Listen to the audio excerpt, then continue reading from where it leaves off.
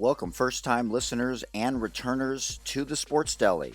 To find out more about the Sports Deli Podcast, check us out online at thesportsdelipodcast.com. The show's not about you, it's about Colette. What the hell? Stephen A. Smith is my alter ego.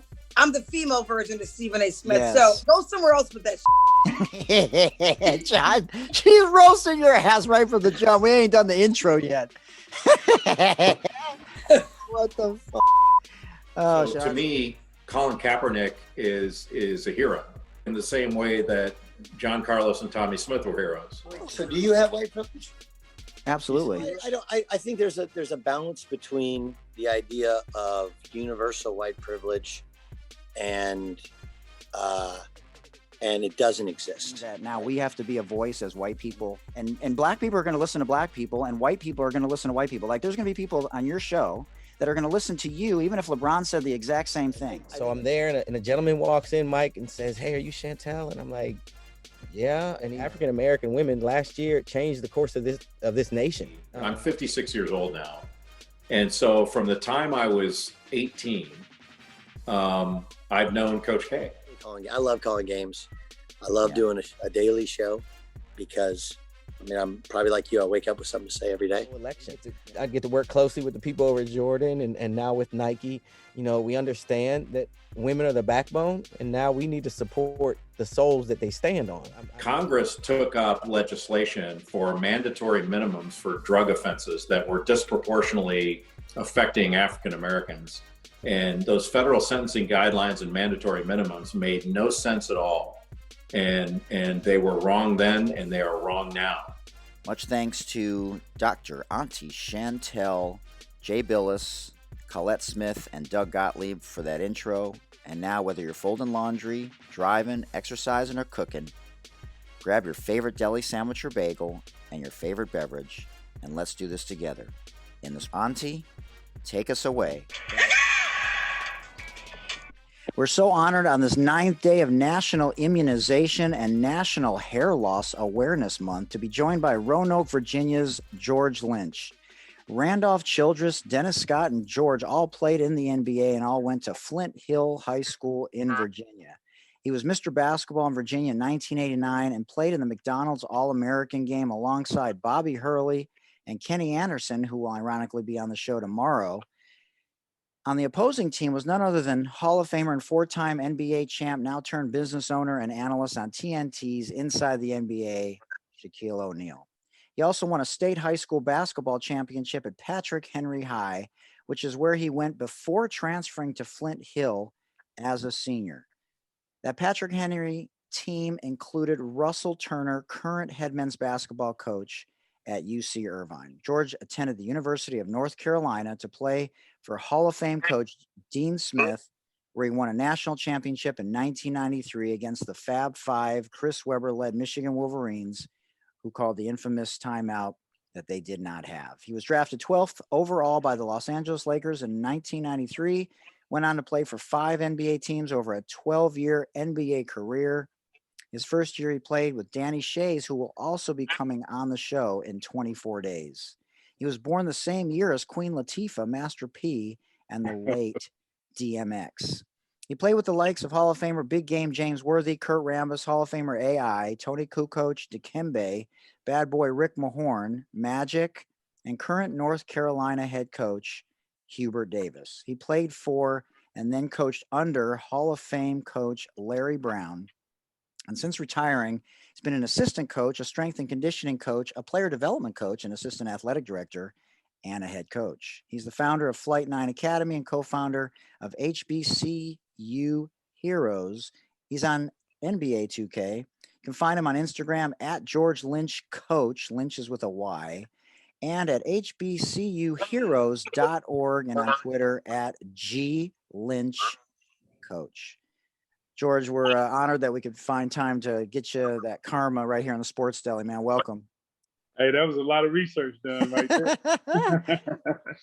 You know, it's funny. We always talk about it with my co-hosts when they're able to come on, whether we should do that in post-production. And we just sort of like the reactions of everybody when we talk about some of that stuff. So we're glad that you're here and honored. And We had Matt Doherty on from Carolina. We've had Jay from Duke. We're always just trying to listen and learn, about a lot of different things. And I always reference Jay because, he talked about growing up, how he had a great experience as a youth, but in high school, it was just a terrible experience with a guy who was, probably a good guy off the court, but as a coach, it was a scarring experience for him.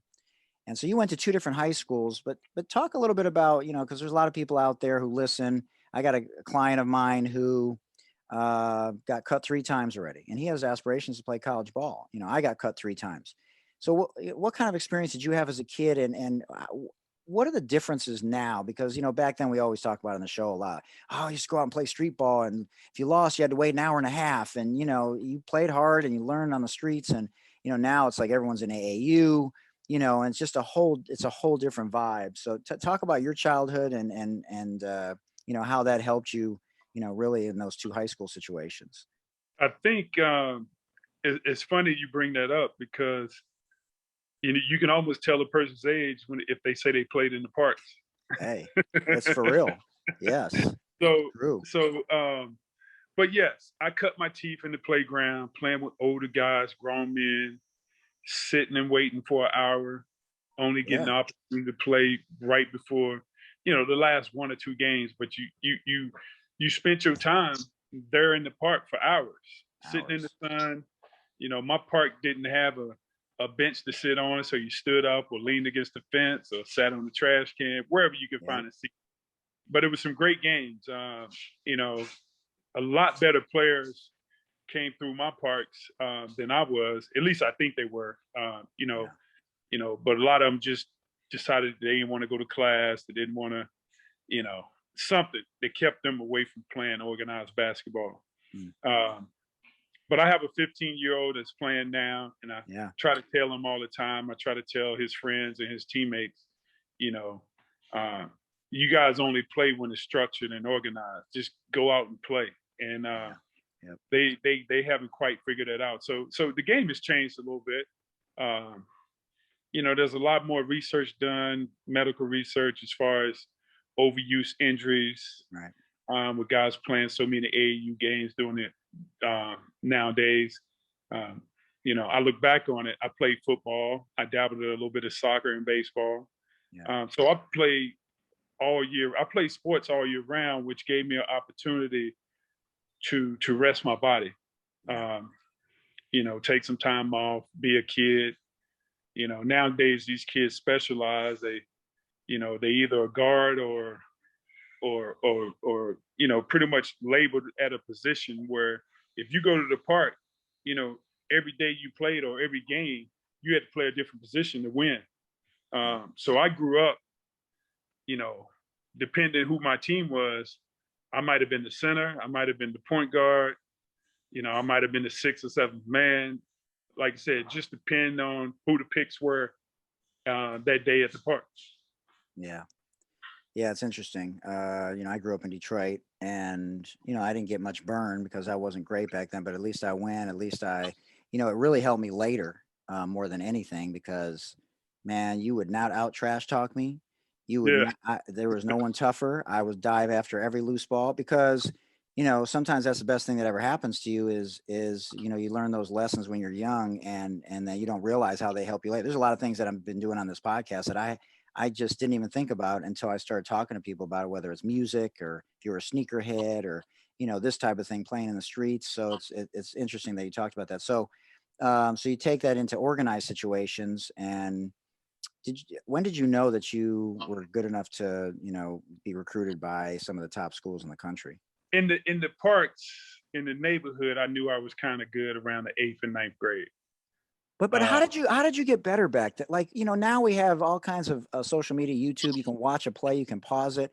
We barely had VHSs back then. Like, what were you doing back then? You were great at mid range. Obviously, you were strong. It was funny because when I look back on it, in the 7th and 8th grade, it was just a gang of us. It was about 5 or 6 of them. Probably a couple of my cousins, a couple of kids who played on my local youth team. We would just hop parks, go from one park to another, trying to find a game. I think right around the 7th, 8th grade, we were probably in our little neighborhood in the little projects we lived in. We were probably, if we had our 5 or 6 main guys, we were probably running the courts by then. Well, I wouldn't say we were running the courts, but any 7th or 8th grader up to about the 10th grade who stepped on the court with us, they couldn't hold us. So we used to go from park to park trying to find a competitive game. Yeah. And, at the time, it was probably an hour walk, a 30-minute bike ride. Wow. We would just go around like, look, we going over here, they got some games, and try to find the best competition. And sometimes it was grown men. And that's where we cut our teeth. And then by the time I say, we got to 10th grade, we were playing a little AAU basketball. It was a little bit more organized then because my high school teammates, like you said, you mentioned Russell Turner. Russell Turner was the starting center on the team. Wow. And so we had guys, our front line was Russell Turner, 6'6". I was 6'6". Wow. The other power forward was Melvin Davis. He was about 6'4", 6'5". And then Curtis Blair, who you didn't mention, he's an official in the NBA. He played at Richmond. We had 5 guys. We had 6 guys on that team play Division I basketball. Yep. So we were a good team. So right around the 10th and 11th grade, we knew we were good. And then it got a little bit tougher for us to find competition from going park to park. Yeah. So we were able just to, play AAU basketball. We have some college guys coming back to our hometown and try to find games.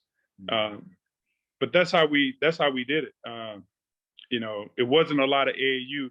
I look at this, I tell my son all the time, I said, we would probably play 3 AAU tournaments the whole year before we went to nationals. Right. They play. That's crazy. They play 20. They playing every other weekend. Crazy. So the game was totally different. Yeah. So you won a state championship, and then you go to an academy to maybe get more exposure, and then talk about, because I want to sort of transition into what the differences now are in terms of the recruiting process. You coached, how this process works and how more delicate this process is, I think, for coaches. Coach K, this is his last year. We've lost a lot of coaches in the last year, John Shaney and Big John and Lute Olson. And there's a lot of guys from that, that old cloth that are gone now. And so the process is different. What they take, the transfer portal, I mean, the whole thing is just a shit show. But talk about that recruiting process, how it was for you and that kind of decision, why you went to Carolina, not Virginia. So the recruiting process for me, of course I was a Virginia guy. All my cousins went to UVA. Man. I wanted to leave and just go outside of the state, not too far. I knew I wanted to play in the ACC. My first option was the University of Maryland. I was a big Lynn Bowers fan. Oh. And so after we won state championship, most of the guys on that team was a year ahead of me. They were seniors: Russell Turner, Curtis Blair. All the guys was in the starting lineup. I think I was the only junior. And so right around spring break, I took a visit up to Flint Hill. And actually how it came about Flint Hill, my uncles and my dad did their research. And because Oak Hill was I was going to say Oak Hill, right? Yeah. Yeah, Oak Hill was a lot closer. And but at the time, Oak Hill was getting a bad rep about what type of kids were going to Oak Hill. Yeah. And my uncle said, you ought to look at Flint Hill. I had an aunt living in the DC area. So when I went up to Flint Hill, North Carolina wasn't recruiting me. They had heard about me. Wow. But because of the conference I played in, it wasn't as. I think the conference was tough. We were just better than everybody else. Yeah. We were top 25. We were looking at USA Today every weekend to see where we were ranked. Yeah, we had played. We had the team. We had been together for 2 or 3 years on the AAU circuit and high school. And my goal was to eventually play in the ACC. Yeah. And I had schools like Louisville, who was in the Metro Conference. Virginia Tech was Metro Conference. I had a lot of the schools recruiting me, but not too many of the ACC schools. Duke wasn't recruiting me. Carolina was showing a little bit interest, but they were like, "Well, we need to see if you could play at this level." And so what I had to do was they wanted to see me play against ACC caliber competition every day. So when I went up to Flint Hill, I was playing in the Kinder League, which is a college summer league. Oh yeah. So my Kinder League team was Alonzo Mourning. Oh my God. Who we beat in the state semifinals. So my Kinder League team at Georgetown was Alonzo Mourning, Mutombo, Mark Tillman. Wow. And we were playing against George Washington, American University, guys from University of Maryland. It was the best time. The 90s in DC area, basketball was great. Man. And so when I went to Flint Hill, I was introduced to weights. I was introduced to a running program. I was introduced to study hall, and that prepared me for my freshman year at Carolina, or my freshman year at college anywhere. Yeah. It took my game to a whole nother level. Spending a year and a half in the weight room before I got to college. And that's where I knew, playing with those guys, I knew that I could play at a high major D1 school. The Sports Deli is sponsored by SportRx. SportRx is the leader in sports prescription eyewear. You can find them online at sportrx.com. And don't forget to enter the code DELI10 at checkout for your special 10% discount. And now back to this incredible interview right here in the Sports Deli. So, I remember when Bill Curry was on the show, he played for Vince Lombardi. And he talked about how Coach Lombardi, before his time, would not tolerate any form of inequality.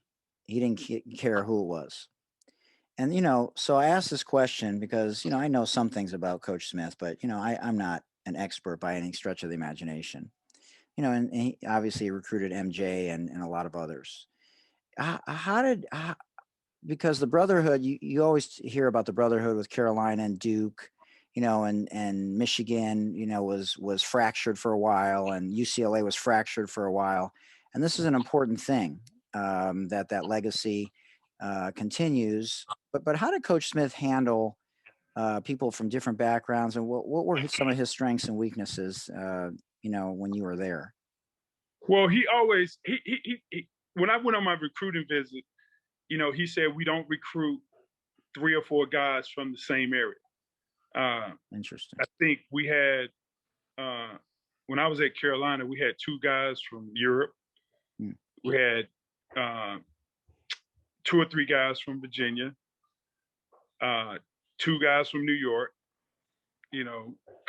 about 3 or 4 players from North Carolina, but different parts of North Carolina, the mountains, the beach, they were from all over. So although we were young and college students, but we were almost like, a bunch of guys from different backgrounds. So we were able to, and he encouraged us, like for Christmas and Thanksgiving, you should go home with a teammate, to experience how they live. I mean, he would always say, don't judge a man unless you walked in his shoes for 34 moons. He always had some type of quote that made you think about life, or think about what another person could be going through before you judge them. And it was, it was great because, like I said, when I got to Carolina, Rick Fox was from the Bahamas. Right. King Rice was from New York. Yep. Hubert Davis was from Virginia. I was from Virginia, but I was from the southern part of Virginia, southwestern part, and Hubert was from the northern part. So although we were both from Virginia, it was totally two different experiences growing up in Virginia. Yeah, that's cool. And so you win a national championship your senior year. Talk about that run. How was that? And you know, the ups and downs and just dealing with, you know, 4 different teams and, you know, this is it. And obviously the, you know, the Michigan part of it, you know, was a big part of it. But how look at, you know, time flies, right? It's 30 years, you know, and so you're far removed from it, but you know, it's just something that nobody can ever take away from you. Yeah, you know, it was funny because, you know, when coming through the ACC, those 4 years, it was Duke, it was Carolina. You know, if you wanted to go to a Final Four, to guarantee yourself going to a Final Four, you had to go to either Duke or Carolina. Yeah. And my sophomore year, we went to the Final Four, but we ended up losing to Kansas by 4. We were a good team. We just for some reason that first game in the Final Four, we couldn't get over the hump. But the whole experience about going to North Carolina, that was the expectations. Part of the expectations. Final Four every year. If you're not in the Final Four, it's a busted year. And just experiencing. Not only did the players and the coaches expect to go to the Final Four, but the students on campus, the everyday students. Right. Yeah. And so it was always talk about going to the Final Four, and then 8 miles down the road, Duke had just won 2 Final Fours. Right. Yeah.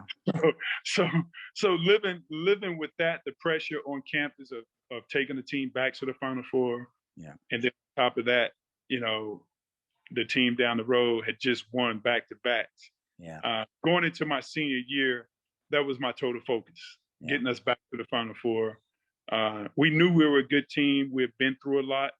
We experienced a lot. The freshman class that came in under me was the original 5-5, you know, with Brian Reeves, Brian Reeves, Pat Sullivan, Eric Montrose, Derek Fell, Clifford Rozier.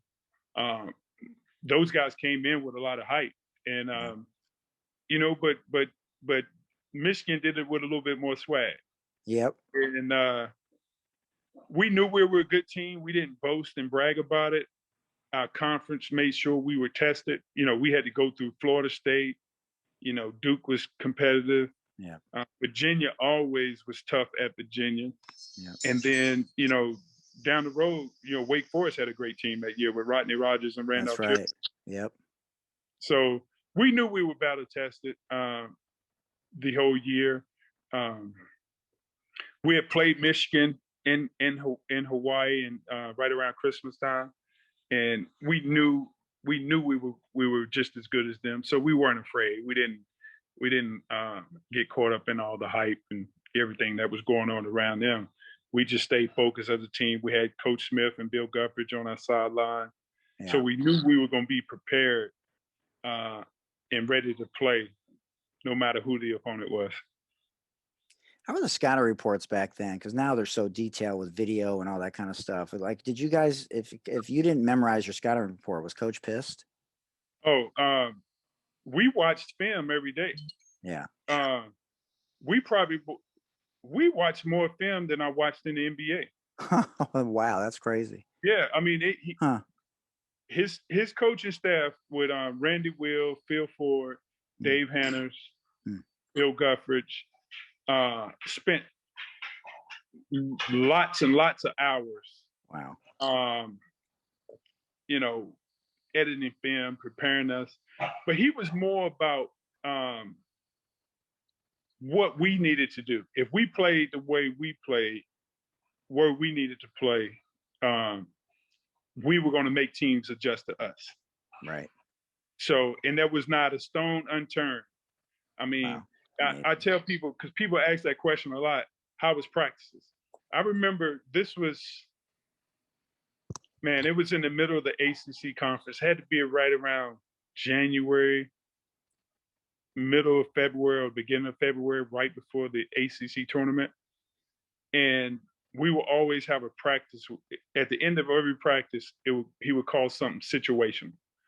So it would be some type of game situation. Yeah, right. So he would give the second team, which he called the blue team, 10 points, 15 points, put 2 or 3 minutes on the clock, and we had to come back.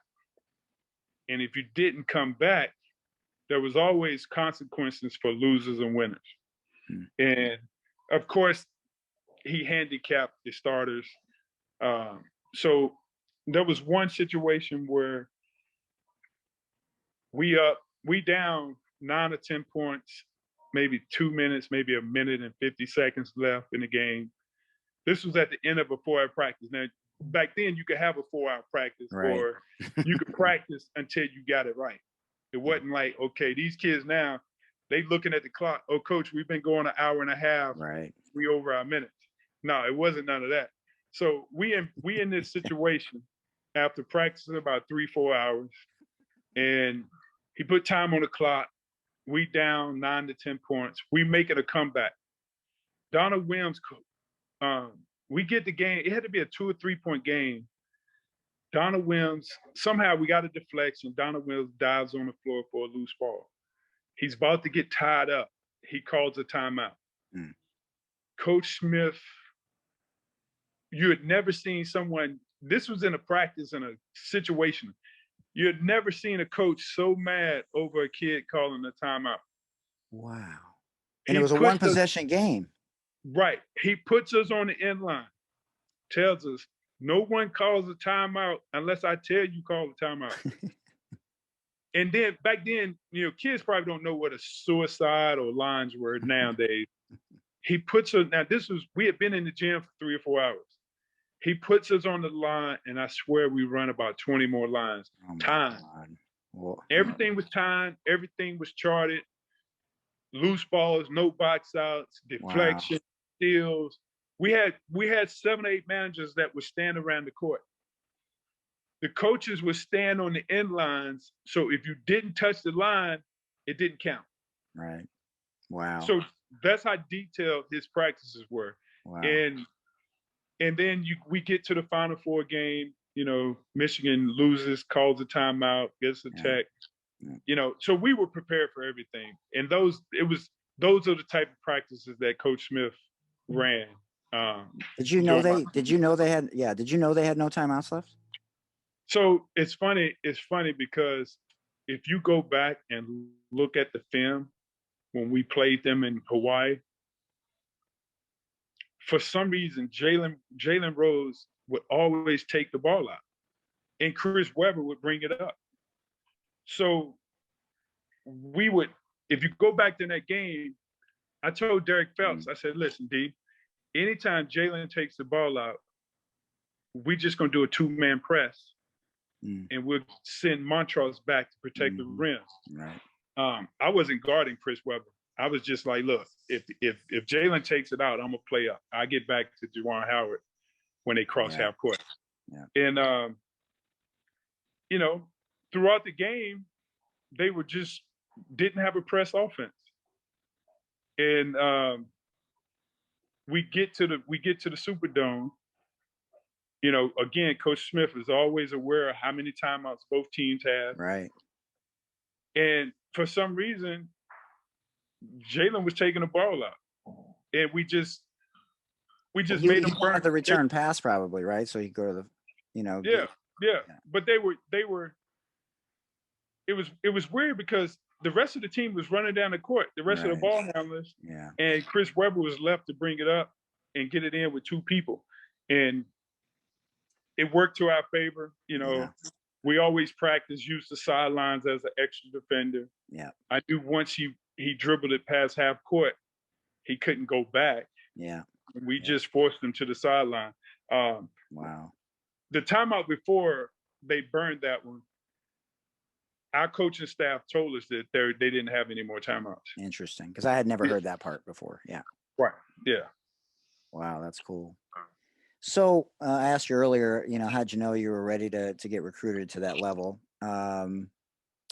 obviously you hire an agent, and you're projected to go in the first round.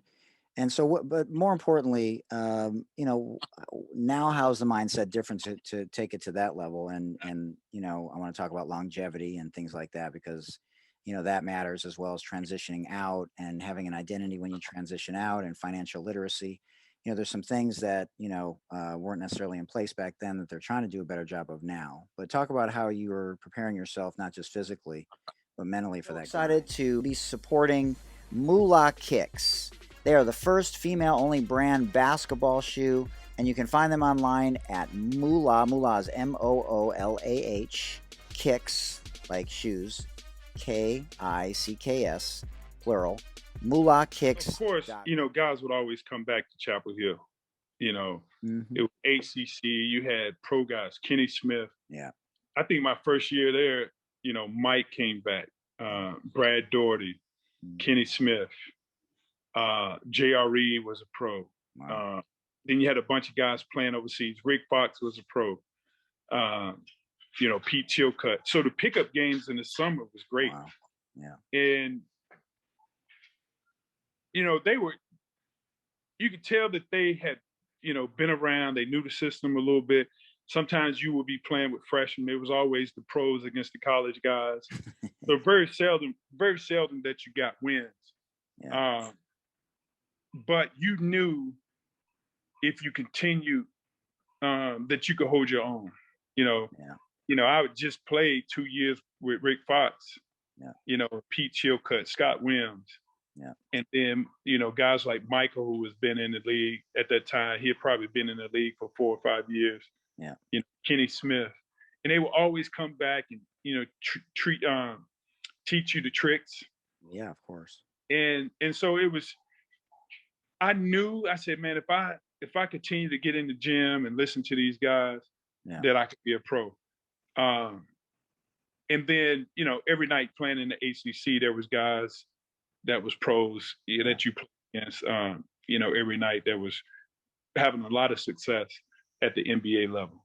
So, and then, and as far as, knowing if you're ready, it wasn't like it wasn't like now where you get your uncle who had never played in the game, didn't play college basketball, or your AAU coach who didn't play college basketball telling you should go one and done.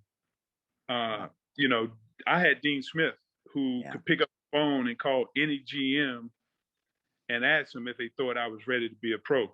Yeah. So, I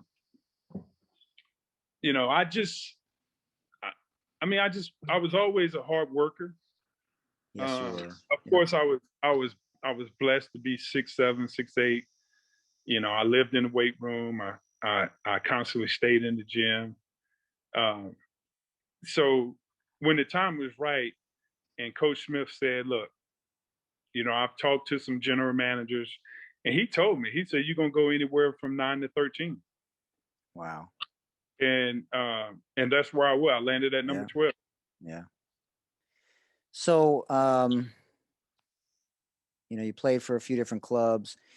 I'm sure you've been asked this question before, but how was it playing with AI? He had been through some stuff at Georgetown, and Rashawn and Mike Sweetney and other guys that have come on. They've Sam Vincent. They've talked about some of the challenges of being African American, and being in the league in certain respects. Jelani came on and just talked about his experience with Coach Westfall, which blew me away, because the only thing I remember with him was, just being a phenomenal player. And then, turns out that, he did some stuff that was just, whacked. But, I want to talk specifically on the other side of the spectrum about Larry Brown, who was the ultimate teacher, and you worked for him later, but, you played under him. And how was that experience? Do you think anyone else in that position would have helped AI get to that level and get to the finals that year, the team you were on? AI, if you ask me, AI was probably one of the best teammates that I played for in my 12 years. Wow. And when I say teammates, he was on another level. I'm talking about guys who were considered franchise players. Right. You know, I played with Magic. I played, you know, James Worthy one year when I was with the Lakers. You know, when I got to Vancouver, the franchise player was Big Country Reeves and Sharif Abdul-Rahim. Yep. Then when I got to Philly, it was AI. When I was at the Hornets, it was Jamal Mashburn and Baron Davis. Right. You know, Allen probably had more talent than all those guys. Yeah. I mean, he was gifted. He could have played football. He probably could have played hockey. He probably, if he wanted to play golf, he could have played golf. Yeah. But he didn't take days off. And well, I mean, you know, when you're a pro in the middle of the season, nobody really practices. Yeah. So when they make a big deal of AI missing practices and things like that, the man was playing 48 minutes a game, wasn't coming out of the game. Yeah. He was banged up all the time. Yeah. So, you know, and then if you know the type of coach that Larry Brown is, Larry Brown is a teacher. Right. And it was always funny because Allen, you know, once he got lathered up and got loose, he just wanted to play. Yeah. He didn't want to stop. He didn't want to, and he was so gifted that guys like myself, Eric Snow, Aaron McHugh, you know, Theo Ratliff, Tyrone Hill, we had to pay attention to details in the scouting report, you know, to be successful. You know, Allen was just, if not the best player in the league through that run, he was top 5. Yeah. So, I mean, teams were scheming, trying to stop him, and they couldn't stop him. Not happening. Yeah. So it was different, but I respected him. We all played hard for Allen because we knew once the game ball went up, he was going to give us 100%. And I can't say that for a lot of the other franchise players I played with. You know, some guys took games off, missed games, faked injuries, faked like they were hurt. Yeah. But Allen was going to play. He played hurt. He played with a broken finger. Yep. You know, whatever. You pretty much had to pull him off the court. That's fascinating. How about the Philly fans? Oh, the Philly fans were great. They were great. Best fans you ever played in front of? Best fans I ever played in front of. Wow. Well, I wouldn't say, you know, we had good fans in LA when Magic came back out of retirement. Yeah. But the Philly fans were loyal. They were going to be there, win, lose, draw, whatever. But they would let you know it. And it's funny because the situation with Ben Simmons, if you ask me, I think the fans have wrote him off. And if it was any other city, I would say come back and, you know, the fans will love you. Not in Philly, man. Once the fans in Philly give up on you, it's a wrap. It's time to move on. So I wish him the best, but I think it's going to be tough if he come back to Philly. Yeah, that's a lot of pressure weighing on you. And he's stubborn too. So that doesn't help matters. You know, I mean, it just seems like you should get at least a 15-footer. And that was, you know, one of the things that you did really well besides boarding and playing grade D. You know, you had to be able to stick that 15-footer when you're the fourth option because, you know, the ball's rotating from one side to the other. And, you know, you're the extra pass like Dennis Johnson. In the playoffs, DJ was hitting that 15-footer or Jerry Seasting or whatever. You know, when they're taking every other option away, you got to hit it. You can't be deferring all the time.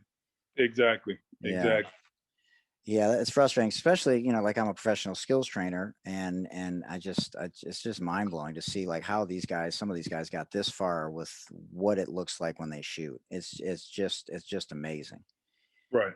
So you're a girl dad. I think Go a lot ahead, of times, I think a lot of times now with these big contracts, you know, and then these guys got all these guys around them. Ugh.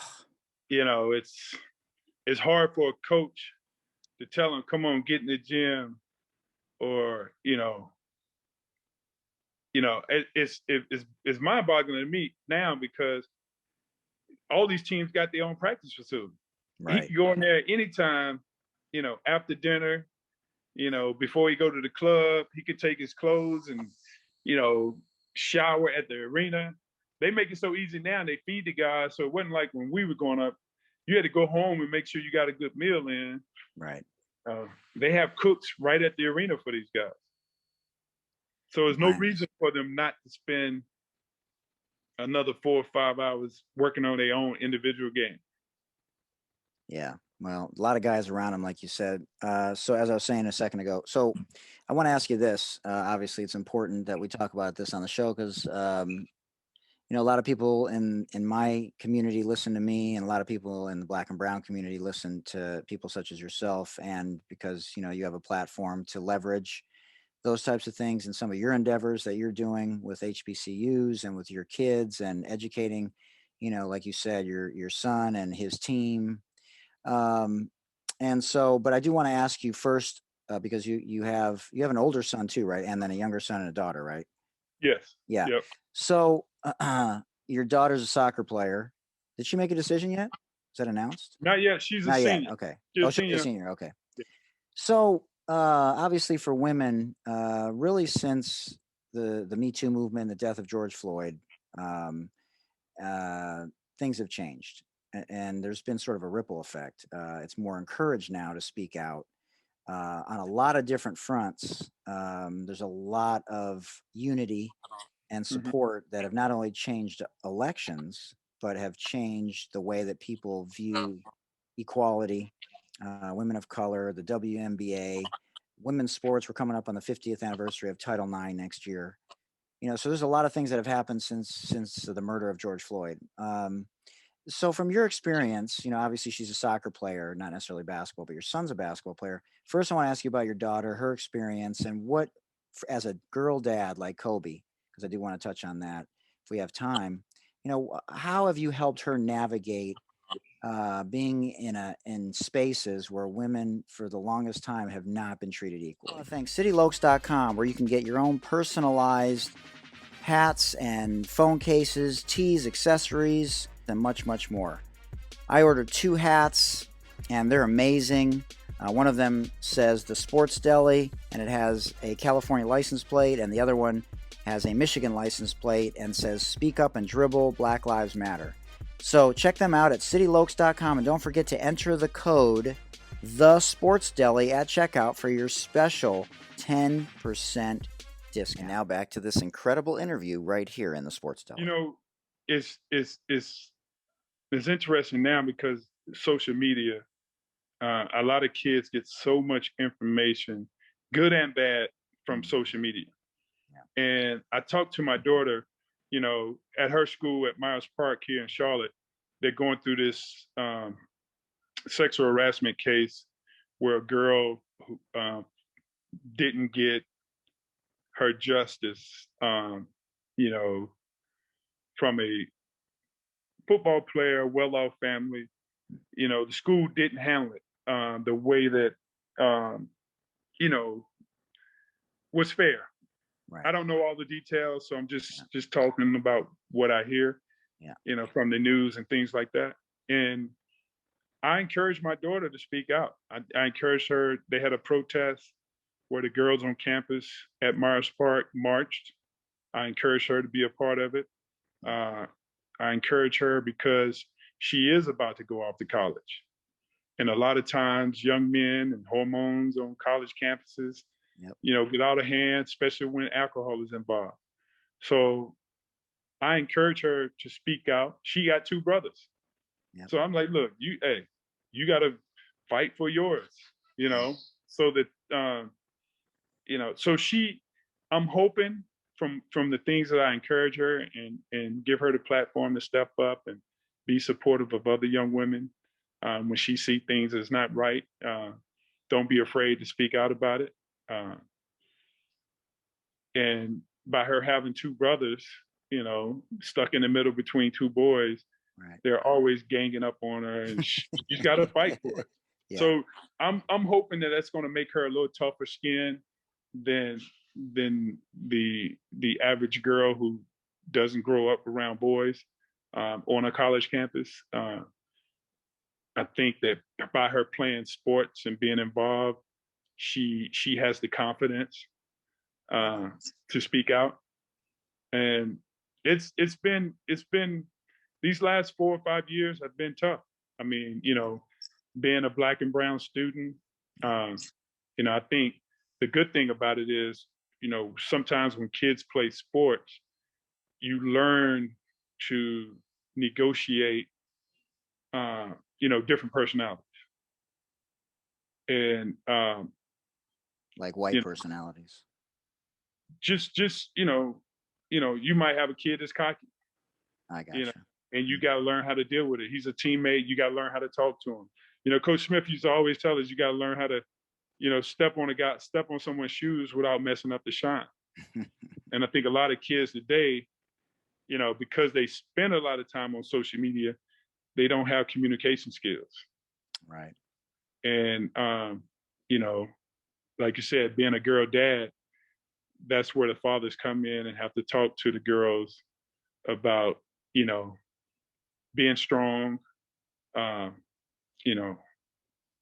able to speak your mind. Yeah, it's interesting. My daughter's 10 going on 20.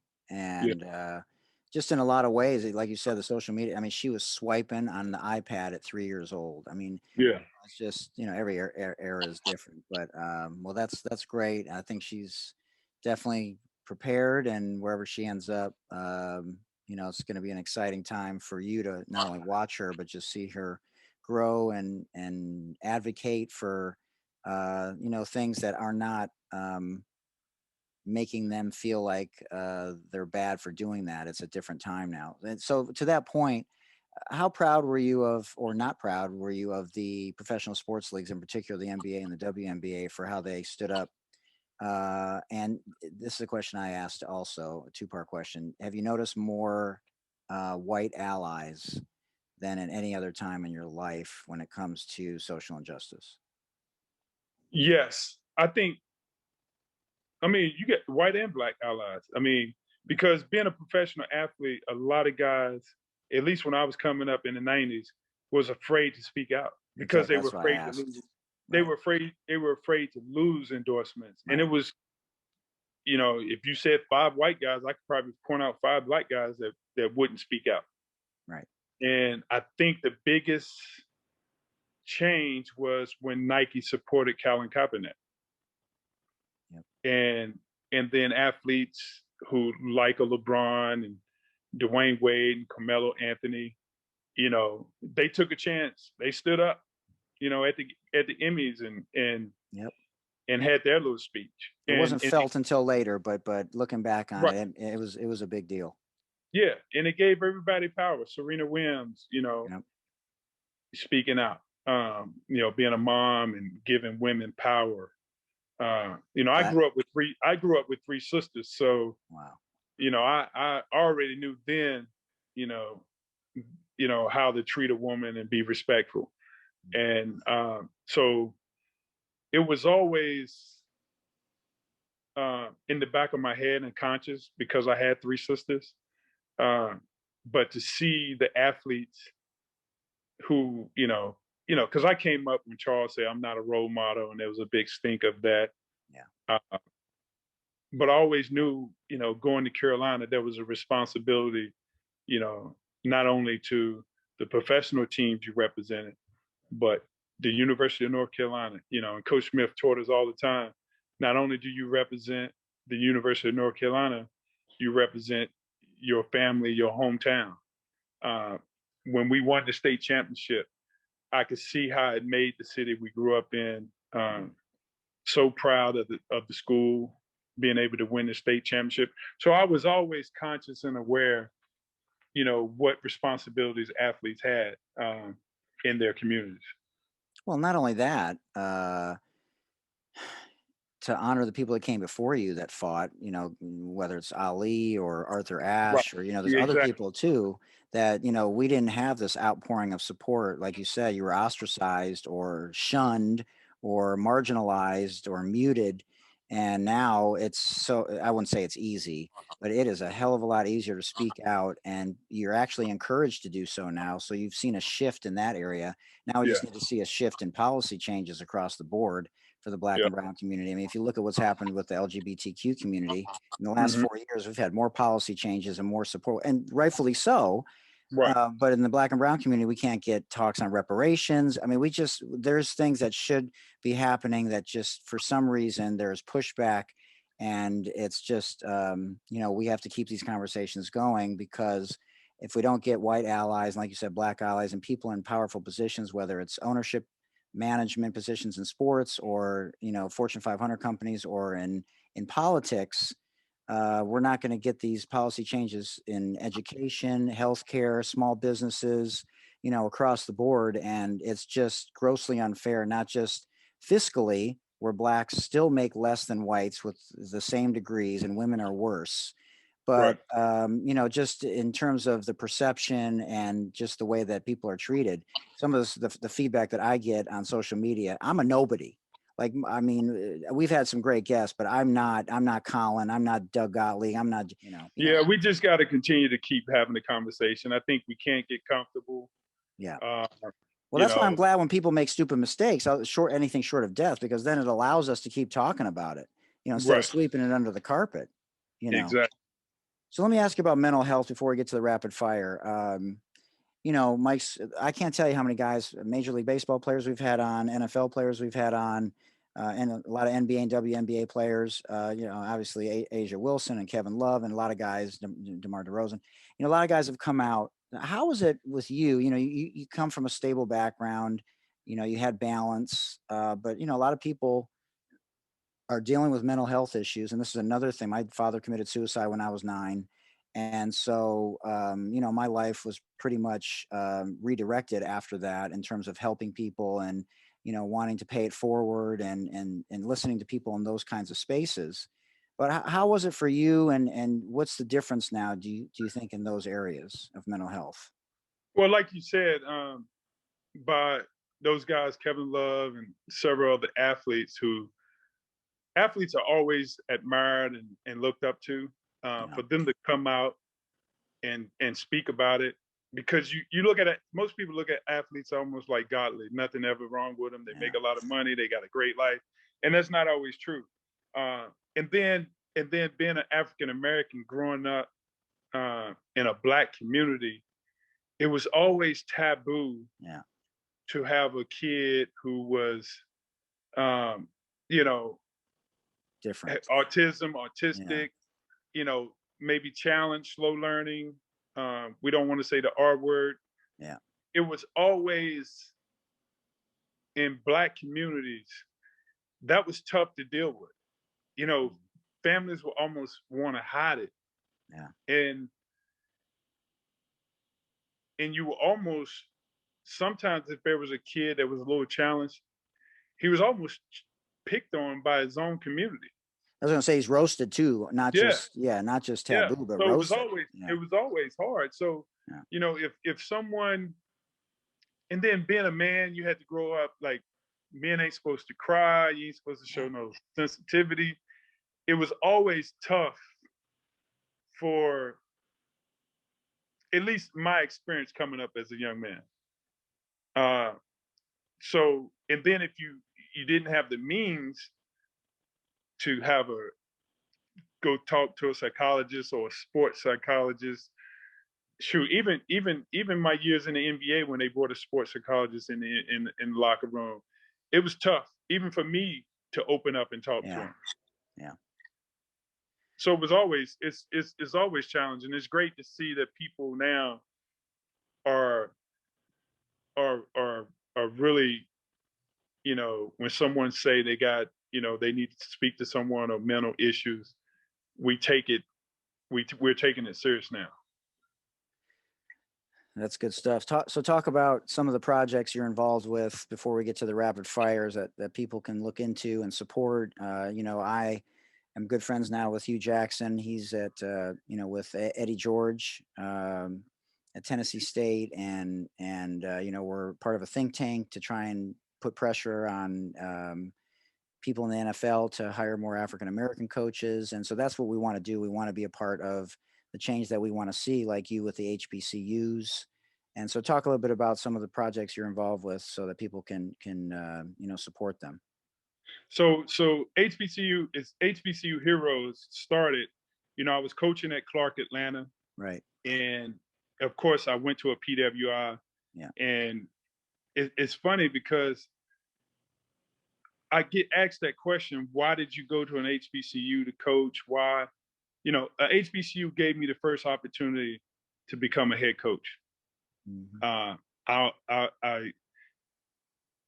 I enjoy coaching. I enjoy giving back. My experiences from high school, growing up as a child, coaches was always that father figure when my father wasn't around. Yeah. They were the mentors. So I've always felt that need to give back. And my 2 years experience coaching at a HBCU, I saw a lot of things that when I was at a PWI, you didn't know existed on an HBCU campus. Mm-hmm. The students have a lot less resources. Let people know what PWI is, those that don't know. Oh, predominantly white institution. Right. Yeah. So the resources, they play, especially in the athletic programs, they play in these large conferences. I was listening to a radio show. Harvard has a $400 billion or $40 billion endowment. Oh yeah. And Dillard has $100 million. Right. Two extreme different worlds. Well, and people think 100 million is a lot. That wouldn't even allow the school to survive for 2 years on its own. Yeah. Right. And now during COVID, when the support, the donations aren't coming in, the PWIs are struggling. So if a PWI who plays in a Power 5 conference, TV deals, merchandise deals, can you imagine what a HBCU is going through? So those type of things. So we started HBCU Heroes because, Steph Curry gave to Howard to start the golf program. Yep. And he didn't go to he didn't go to HBCU. So what we wanted to do was encourage anyone who wanted to support students, whether they're a student athlete or just a normal student on campus. Because they don't get the financial support that the other schools do. Yeah. And most students who go to an HBCU are either first generational students. Right. They work in 2 or 3 jobs. Yep. To continue their education. And a lot of times when you see where students at HBCU have a lower graduation rate, it's because of a financial situation. Absolutely. So we myself, my co-founder Tracy Pennywell, we both went to University of Chapel Hill, UNC Chapel Hill, and we just wanted to do our part and give back, use our resources and our relationships at corporate America to help students with internships. We give out grants and scholarships to students who participate on the Career Fest on the second Friday of every month. Awesome. So we, when COVID hit and the students at HBCUs were sent home, they didn't have computers. They didn't have laptops. They didn't have Wi-Fi. So we sprung into action, raised money to give students and universities laptops to help their students. So we because we're a small organization, we're able to see where the challenges are and pivot and try to help students where they need to be helped. Amazing stuff. And this is just another level of the system that we have in place where there's 2 different sets of, not only institutional rules, but just rules in society and hopefully, our kids, which is really where it matters, that will change the future and bridge some of these gaps that we're talking about. So do you plan on coaching down the road? Yes, I hope to get back into coaching. With COVID and things like that, it's been tough. I would love to get on with an NBA team and be a support and, community service, player development, player relations, whatever. That would be great. Again, I have a 15-year-old, so I try to get some of his buddies in the gym and share my experiences with them and help them become student athletes at some point. So yeah, I'm continuing to stay around the game and close to it. That's cool. Well, the game's better for it with you in it. And, Mike Longobardi's a good friend of mine. He's been in the NBA a long time and coached him when he was younger. And Nate Bowie's a trainer. He coaches, a lot of the NBA and WNBA players. And obviously with your experience, they'd be crazy not to grab you real quick. It's funny. I don't understand why some people, get picked up quickly to be a part of organizations, like Ruben Boomshay was on. And his analytics and what he does is fascinating. And, if I was an NBA team, I would have grabbed him in a heartbeat, but Right. He went in a different direction. So it's just interesting. Well, anything we can do, obviously, I've become a little bit of a connector. And anybody that I talk to that's in those spaces definitely will hook it up and plant that seed. So, all right, let's get to rapid fire real quick. This or that, buckle your seatbelts. Sports Deli is sponsored by PSK. You can find them online at lids.com, pskcollective.com, tjmax.com, walmart.com, and now Kohl's Department Store at Kohl's. Kohl's is Kohls, Kohls.com. They have some incredible women's athletic wear that's all inclusive. And again, you can find them online at 5 different locations: lids.com, pskcollective.com, tjmax.com, walmart.com, and Kohls.com. And now back to this incredible interview right here in the Sports Deli. It's Randy Fund or Del Harris's hair?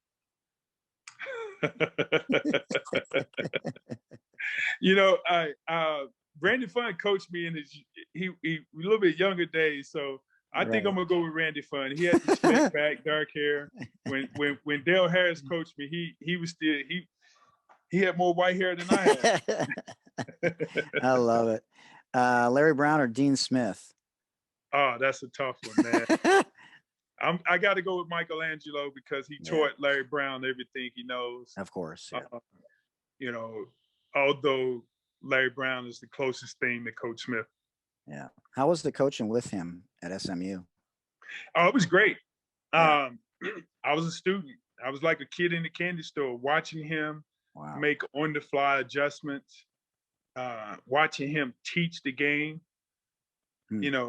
My son at the time was probably 7, my youngest.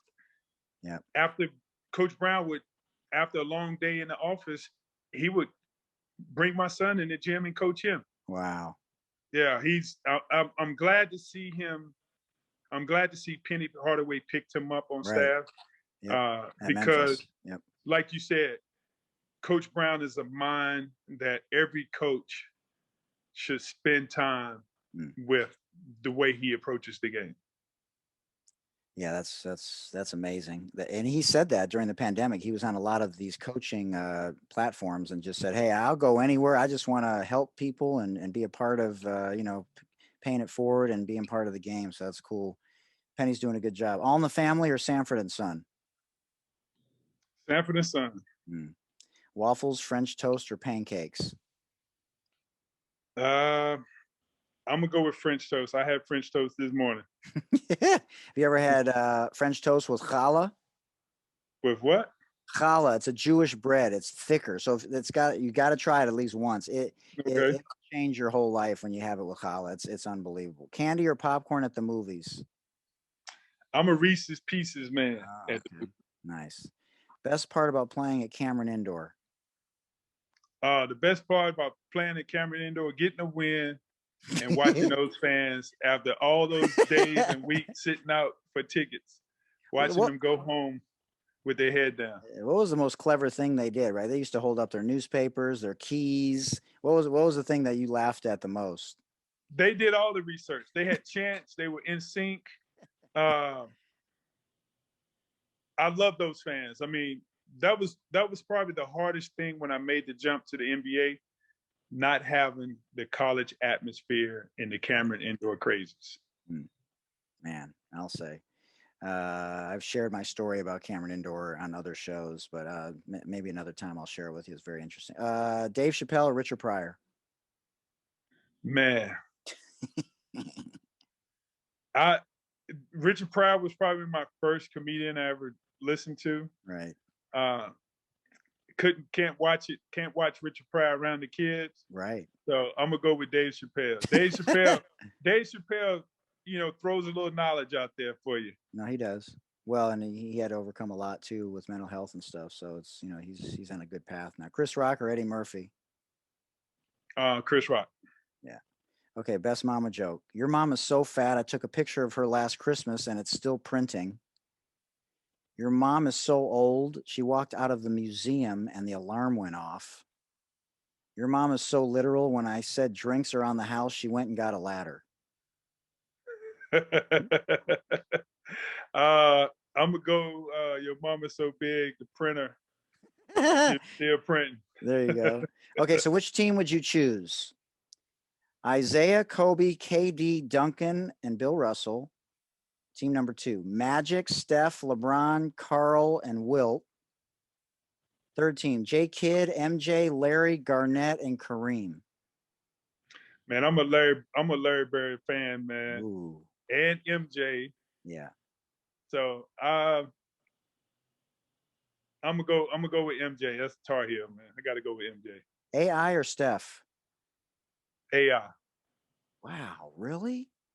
Yeah. Because I played with AI. Yeah, no, I know. Yeah. Although Steph shoots the 3, AI ain't gonna let you off the hook like that. Yeah. He won't let you off the hook like that. Yeah. KRS-One or Eric B. and Rakim? Eric B. and Rakim. Man, let the rhythm hit him, baby. Yep. Ice-T, 2 Live Crew or NWA? NWA. I got a funny story. Yeah, go ahead. On my recruiting visit, the NWA tape came out. Oh, it was boy. the only tape I had in my pocket. Coach Smith said, "You got any music you like to listen to?" And I said, "Yeah, I got a tape." And I put it in. Oh my God. And Coach Smith, no, he actually loved the beats. Right. He didn't think too much of the lyrics though. Yeah. Wow, that's classic. Big Daddy Kane, Public Enemy, LL, or Run DMC? I'm a PE guy. I like Public Enemy. Yeah. Fight the power. Eminem, Snoop Dogg, Jay-Z, Tupac, Drake, or Kanye? Jay-Z. Yeah. The GOAT, Morgan Freeman or Denzel?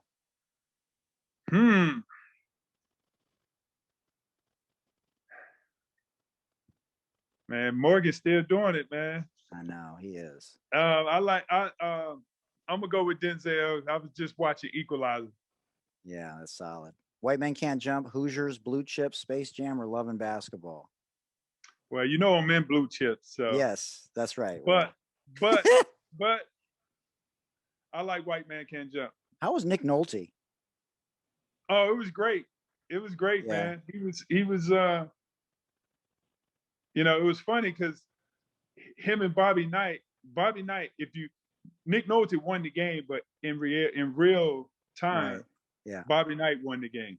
He wouldn't let Nick Nolte win. He wouldn't play along with the writers. Oh my God, that's classic. If you had a pet parrot, what would you teach it to say? Nobody's home. If you're eating dinner with your partner, do you order to share or do you want your own food and don't like sharing? I share, but I would order my own not to share. Interesting. If animals could talk, would you rather hear a rhino, alligator, or a flamingo talk? A rhino. All right, a couple more. Superpower. Would you prefer to fly, have supersonic hearing, or be invisible? Fly. Okay, if you could have any 4 people at your dinner table, past or present, who would they be? Let's see. Of course, Dean Smith. All right. Bobby Bowden just passed away. Bobby Bowden. Wow. I'm a Florida State football fan. Wow. Yeah, I'm a Florida State football. I was a big fan of Charlie Ward coming through in the 90s. Two-sport So, athlete, Heisman Trophy winner. Yep. Yep. Wow. Who else? I get 4. Not Obama. I'll say Michelle Obama Okay. and Holly Berry. Interesting. That's cool. Okay. Well, the floor is yours. Anything else that you want to share in terms of anything you're doing or message? We've been in 27 countries, and we're honored that you shared space with us. We want to create safe spaces and give perspective on some of these issues and have a little fun at the same time. So really genuinely appreciate anybody that comes on and talks to us about some of these issues that are not always easy to talk about.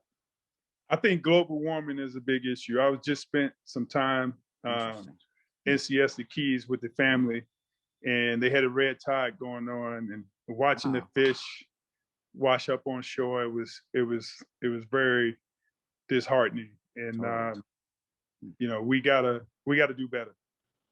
For sure.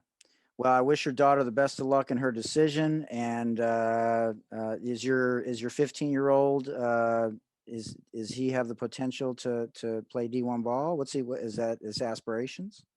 Yeah, he definitely have the potential. Yeah. I'm an old school guy, so just putting in a little bit more work, getting after it a little bit harder. Yeah. I think he'll be fine. He's a great little player. He just got to believe in himself. So he's a total package. He got your height? Yeah, he's about 6'3", 15. Ooh. He has a sweet J. Nice. So, that's one thing he does do better than his dad. He shoots the 3 ball.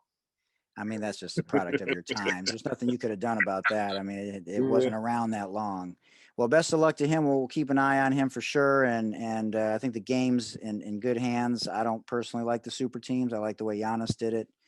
But the game's exciting, and you were a part of that, and the game will be here long before any of us are here, and we just want to make sure it's left in good hands, which you did. So much respect, much love, mad props to you, and continue good health and success.